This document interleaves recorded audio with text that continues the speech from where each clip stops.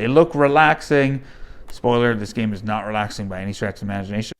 Welcome to Cloudy with a Chance of Meeples, a channel of conversation and board games. Hey, my name is Brent here on Cloudy the Chance of Meeples. Today on the channel we are going to be looking at a set collection drafting card game from the designers of Everdell. Today we are looking at Flourish, a game all about creating the most luscious garden, whether that being with flowers or beehives or walls or follies or attractions or friends or whatever you want to fill your garden with. We will be creating a garden in this drafting game. So I'll show you how this one plays. Final forecast coming up. First, cue the thunder. So the radar overview for Flourish, a card drafting set collection game. This is the signature edition, and I will show you what exactly is in that signature edition. You have, in addition to the base game, you have the Follies as well as the Friends expansion, and I'll show you these momentarily. But I want to show you kind of a quick overview as to how to play Flourish.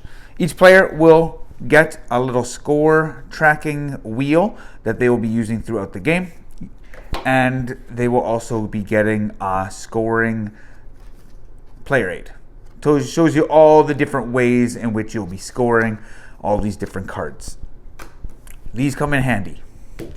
So each player starts with 6 cards, and I'll hold mine outside, like upside down for myself so you can see it. So everybody gets 6 cards, and on each turn, you'll play 3 turns per round, for a total of 3 rounds of drafting, and then the 4th round you just play 3 cards from the remaining 5 cards in your hand. So on your turn you will be taking a card and you will be then passing 1 card to your neighbor on your left and to your right. These cards all kind of score differently. Anything in the top will show end of round scoring.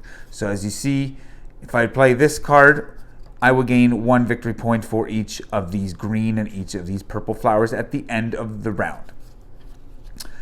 This is similar as is this. Okay, so they have that. Some of them have then end of game scoring, and that's in the bottom left corner. Anything in this corner, or sorry, bottom right corner.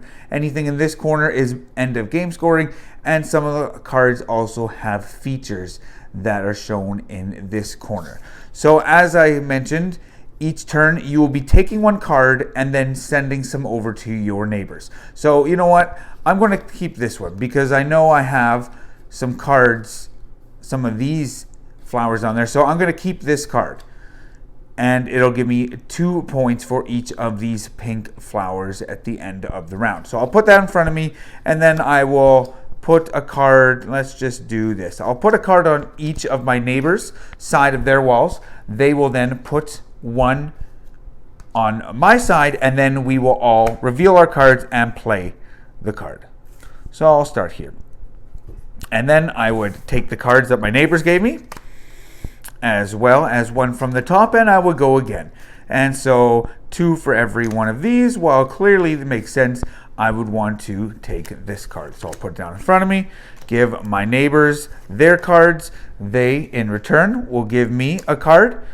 We will all play, and then we will all collect our cards. So each round of picking cards, you will have a total of 6 cards to choose from.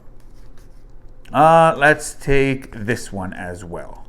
I'll take this one, do it 1 final time, and then I'll show you how end of round. Actually, I'll take this one instead. I will show you how end of round scoring works. Neighbor, neighbor.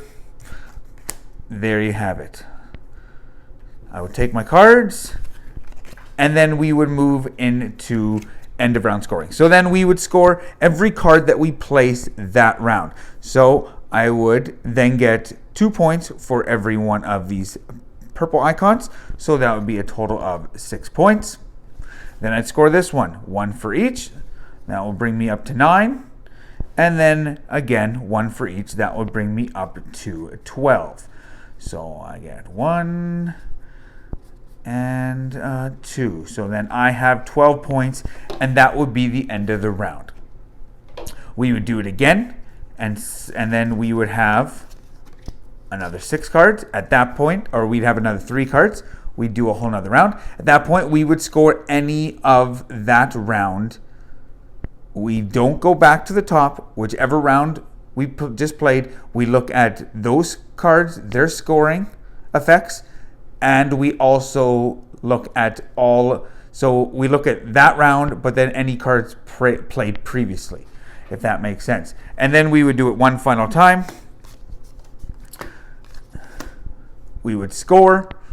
So this would be if I have more than 6 roses, then both of my neighbors, I would then get 6 points. Yeah, or I should say equal or greater than my neighbors. And I have 1, 2. So 1, 2, 3, 4. So I'd look at both my neighbors. If I have equal to or greater than either my neighbors, both my neighbors, then I would score 6 points. Same with this one. I would get 2 points for each of these little mushroomy looking flowers or plants in both of my neighbors. So we would score that. At the end, after round 3, I'll scoot these up. We would then have 5 cards left in our hand, and then we would just, in total, play 3 cards that we already have. I just picked 3 random cards just to show you. You'll have then 12 cards. At the end, you would score all your end of round scoring, and then you would move into end of game scoring.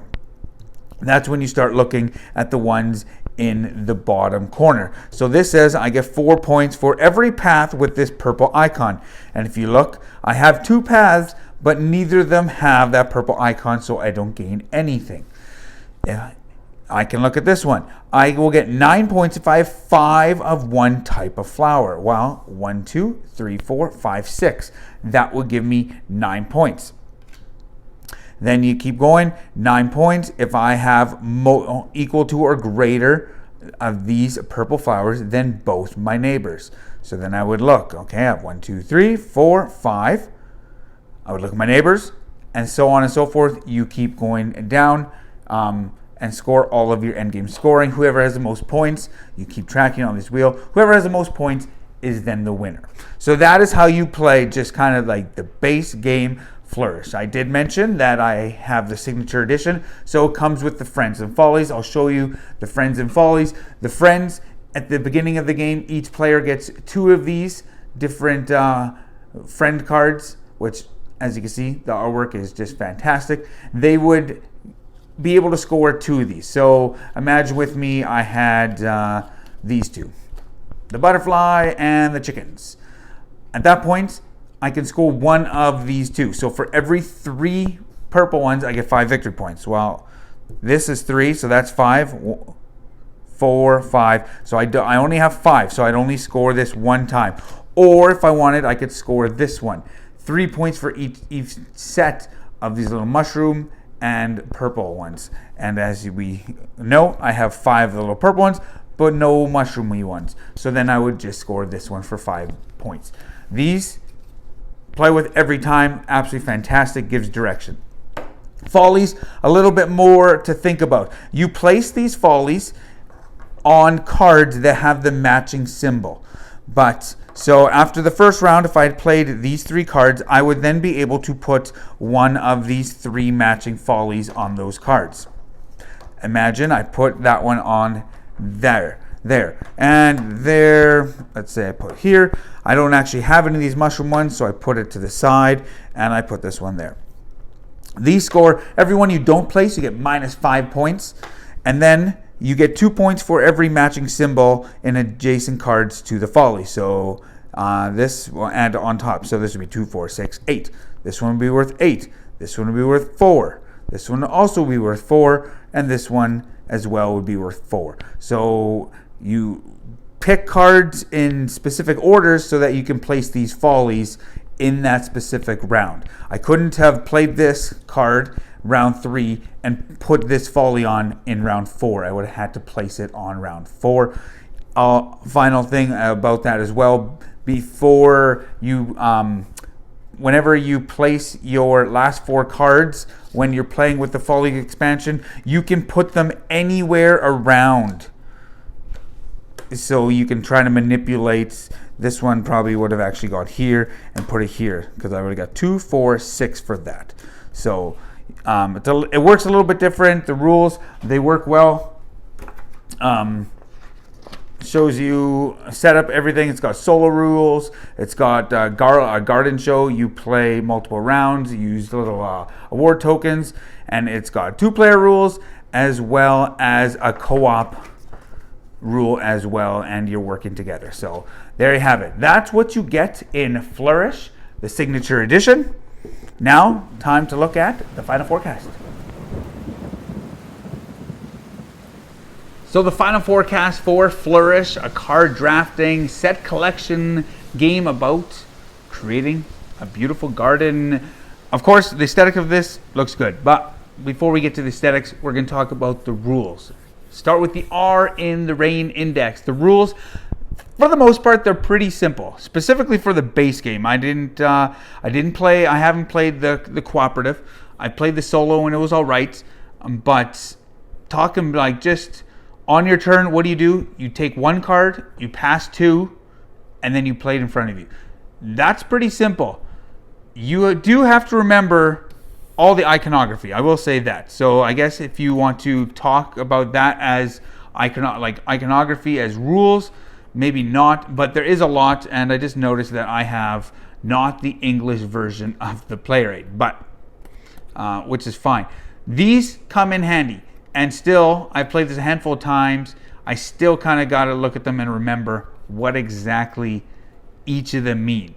And when I teach new players, and I've taught new players, they had to look at these quite a bit, because on the cards, there's a lot going on. You know, you got the different flowers, and then you have a feature, end game scoring, and then you got to remember, you know, what each of the icons. So this is 4 points for each path with this type of flower on it. You can't just have a normal path. You wouldn't be able to score this one because this is the path with that type of flower. So there's a lot of iconography on these cards, like a lot. The rules are pretty simple, but remembering all the iconography was a challenge. I will say that. It comes with the Friends and Folly. I have the signature edition. The Friends, this is amazing. I would always play with these, and I always do. These are just private objectives and more artwork. Look at those earthworms. Look at that. 4 points for every set of 3 of those flowers in your garden at the end, and 5 points for every set of 3 of those. So the rules on these, they just add direction. I'll never play without these Friends. The Follies, this adds a whole nother level of depth into the game. You can only put these things on in the round that you play those cards. Everyone you don't play is minus 5 points. You got to remember, you score, points for the matching type of flower adjacent to these cards. So definitely deeper rule sets and more to think about when you're playing with the Follies expansion. But as mentioned at the top, the aesthetic of this game, it looks absolutely amazing. Like the cards, the artwork in these cards is just absolutely stunning. Like they just look so good. They look peaceful. They look relaxing. Spoiler, this game is not relaxing by any stretch of the imagination. Well, not for me, but it looks great. So the artwork, the aesthetic, I like having the walls that you put between your neighbors. So when you're, instead of just like putting a card to your neighbor on your right and your left, you're putting it on their side of the wall. And I thought that was cool. And I like that, a little addition because it brings it in a little bit more than just straight cards everywhere. Follies, they're all right. I would have rather had tokens, if I'm being totally honest on that. So the look of the game looks good. Ingenuity, ideas.